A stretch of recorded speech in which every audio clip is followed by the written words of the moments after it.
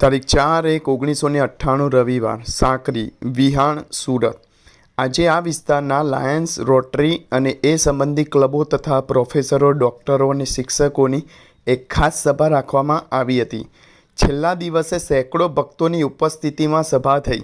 એમાં વિવેક સાગરદાસ સ્વામીના સંબોધન બાદ બારડોલી લાયન્સના પ્રમુખ શ્રી મનુભાઈ પટેલ, મંત્રી શ્રી હરેશભાઈ દેસાઈ, રોટરી ક્લબના પ્રમુખ શ્રી પ્રહલાદભાઈ, લિયો ક્લબના શ્રી મિનેશભાઈ પટેલ, રોટરેટ ક્લબના શ્રી ચેતનભાઈ, JM હાઈસ્કૂલના આચાર્ય શ્રી હર્ષદભાઈ વગેરે હાર પહેરાવીને સ્વામીશ્રીને સન્માન્યા।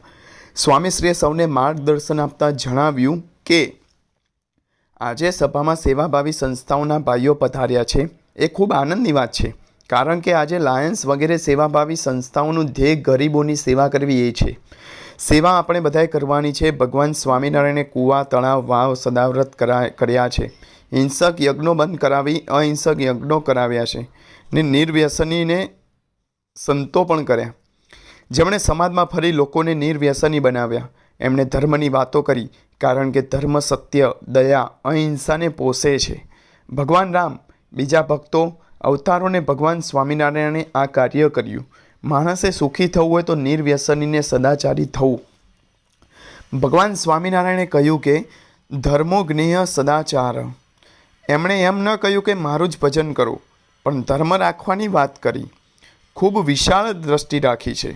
એટલે એમના વખતમાં નાગર બ્રાહ્મણોથી માંડીને આદિવાસી ભાઈઓ સુધીના પણ સૌ જોડાયા। એમણે ધર્મની સરસ વ્યાખ્યા આપી કે ધર્મ એટલે સદાચાર। એ માટે મહેનત કરો તો બધી રીતે શાંતિ થશે ને ખોટા ખર્ચા મટી જશે। આજે ગરીબી હટાવવાની વાત કરીએ છીએ, પણ એ કેવી રીતે જાય? સદાચાર આવે તો જ। આજે મજૂર માણસો 20-25 રૂપિયા કમાઈને 10-15 રૂપિયા દારૂમાં જાય તો શું થાય? પછી લૂંટને ચોરી કરવાનું મન થાય। હું સારંગપુર હતો, ત્યાં એક સારામાં સારો માણસ હતો।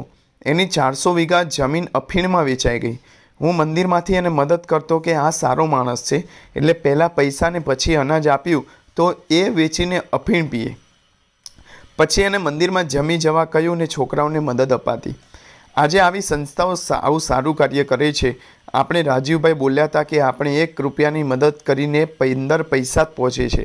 માટે આવી સેવાભાવી સંસ્થાઓ જાગૃત થાય ને દરેક ગામમાં આવા 5-10 માણસો તૈયાર થાય તો દરેકને કેળવણીને સારવાર મળે, કપડાં, ઘર સારા થાય। આજે ઘણાએ વ્યસનો છોડ્યા ને તો એ બધી રીતે સુખીને સુખી છે। માટે આપણે મદદ તો કરીએ, પણ એમણે પણ પ્રયત્ન કરવાનો છે। સત્તા મેળવવા પર પ્રપંચો થાય છે, પણ સેવા એટલે દેશ માટે સમર્પણ ભાવ જોઈએ। ભગવાન સ્વામિનારાયણ, ભગવાન રામ, ભગવાન કૃષ્ણ, મહાન આચાર્યોને ભક્તોએ સમાજ માટે પોતાનો દેહ અર્પણ કર્યો, એ માટે જીવ્યા છે। આજે માણસ ધર્મ જ ભૂલી ગયો છે। આમ કરીશ તો પાપ થશે એવો વિચાર જ નથી। જેમ શિક્ષણને દવાખાનાની જરૂર છે, તેમ ધર્મ અને સંસ્કારની પણ જરૂર છે। એ બેની સમતુલા જળવાય તો ઘણું સારું રહે। પણ આજે વાત કરીએ કે સ્કૂલમાં ધર્મની વાત ન કરવી તો કંઈ જ ન મળે। આજે અમે જોયું કે છોકરાઓ એવા તૈયાર થયા છે કે મા બાપને સુધાર્યા છે। માટે આપણે બધાએ ભેગા મળીને લોકો સુધી પહોંચી તેઓ સંસ્કારને શિક્ષણ મેળવતા થાય એ પ્રયત્નો કરવાના છે। આશીર્વાદ બાદ ઉતારે પધારીને સોમાભાઈના ઘરેથી મળી આવેલી સાંકરી મંદિરની પ્રથમ પ્રતિષ્ઠાની સ્લાઇડ જોઈ। તારીખ 17/6/1998 બુધવાર। સ્વામીશ્રી ઘણું લાંબુ અંતર કાપી કાલે જ રાત્રે 8:29 વાગે સાંકરી પધાર્યા હતા। આજે સવારે એમની તબિયતમાં ફેરફાર જણાયો। છેલ્લા કેટલાક દિવસોથી સ્વામીશ્રી છાતીમાં થોડોક ભાર અનુભવતા હતા।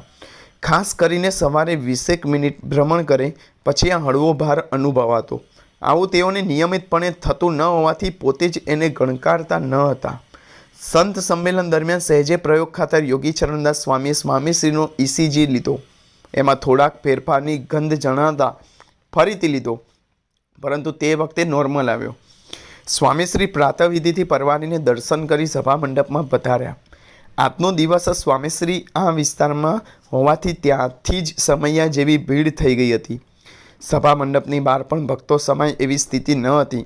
એમાંય આજે મંદિરના સ્તંભનો આરોહણ વિધિ પણ હતો। પ્રાતઃ પૂજા પછી અહીં સભા ચાલુ રહી અને સ્વામીશ્રી અલ્પાહાર કરીને કેટલાક હરિભક્તોને મળ્યા। લિસ્બન એટલે કે પોર્ટુગલમાં અને એટલાન્ટા એટલે કે અમેરિકાના મંદિરો માટે વિગતે ચર્ચા કરી। સ્નાન બાદ ડૉક્ટરે સ્વામીશ્રીને તપાસ્યા। ત્યાર પછી સ્વામીશ્રી સભામાં પધાર્યા. સૌ ઉપર આશીર્વર્ષા જણાવતા કહ્યું, મઢી નાની ને બાવો મોટો, એમ સભા મંડપ નાનો ને સમૂહ વધારે. ગામ નાનું, 500 માણસની વસ્તી, પણ 12થી વધારે આવ્યા છે. ભગવાનની દયાથી સત્સંગ થયો છે ને યાત્રાધામ બન્યું છે. મંદિરનું કામ ચાલે છે ને થવાનું છે. સત્સંગ થયો એ જ મોટી વાત છે. આપણે આત્માની શાંતિ માટે આ સત્સંગ કરવાનો છે. જગતનું કામ કરવા લોકો ચારે કોર દોડે છે. એમ સત્તા, વૈભવ, પૈસા કે સ્થાનમાં શાંતિ, સુખ નથી.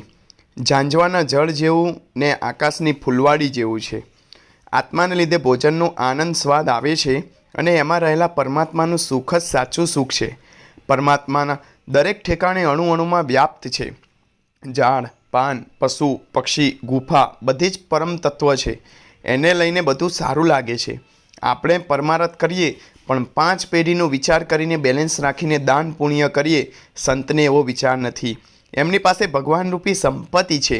એ બધાને આપે છે છતાં ઓછી થતી નથી ને ચોર લૂંટે નહીં, ખર્ચે ખૂટે નહીં એવી અખૂટ સંપત્તિ છે. 11 વાગે સભા પછી સ્વામીશ્રી બંધાઈ રહેલા શિખરબંધ મંદિરે પધાર્યા. ગાડી સીધી જ મંદિરના પોડિયમમાં આવીને ઊભી. અહીં 10 વાગ્યાથી સ્તંભ પૂજનનો નિમિત્તેનો મહાપૂજા વિધિ સેવકોએ સૌમ્ય મૂર્તિદાસ સ્વામી સાથે કોઠારી સ્વામી અને ઘનશ્યામ બાપાની ઉપસ્થિતિમાં શરૂ કરાવી દીધો હતો. 100 યજમાનો હતા. સ્વામીશ્રી સીધા જ ગર્ભગૃહના મધ્ય શિખરના ભાગમાં સ્થાપિત થયેલા ખુરકવાળી શિલાએ પધાર્યા. સ્વસ્તિક કરીને એનું પૂજન કર્યું. કોઠારી સ્વામીએ શ્રીફળ વધેર્યું. ત્યાર પછી સ્વામીશ્રી ગુમ્મટની એટલે કે મૂર્તિની જમણી તરફની સ્તંભ પંક્તિ આગળ વધ્યા.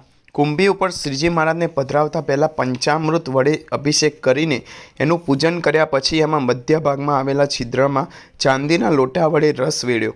કોઠારી સ્વામી, વિવેક સાગરદાસ સ્વામી, પ્રભુ સ્વરૂપદાસ સ્વામી, ઘનશ્યામ બાપા તથા રમણભાઈ વગેરે મુખ્ય હરિભક્તોએ પણ રસ રેડ્યો. સ્વામીશ્રી બાજુમાં રાખવામાં આવેલા સોફા ઉપર બિરાજમાન થયા. પ્રભુ સ્વરૂપદાસ સ્વામીએ શ્રીફળ વધેર્યું.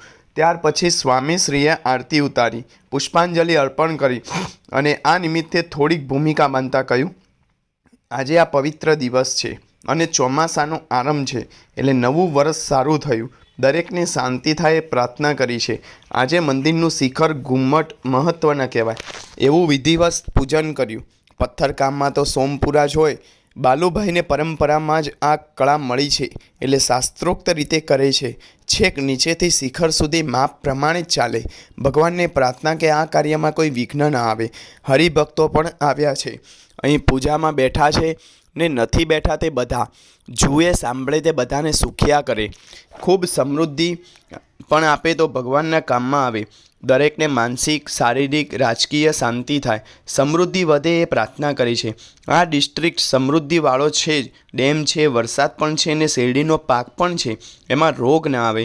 વરસાદ પાણી અનુકૂળ થાય ને ભાવ સારો આવે. દેશમાં શાંતિ થાય.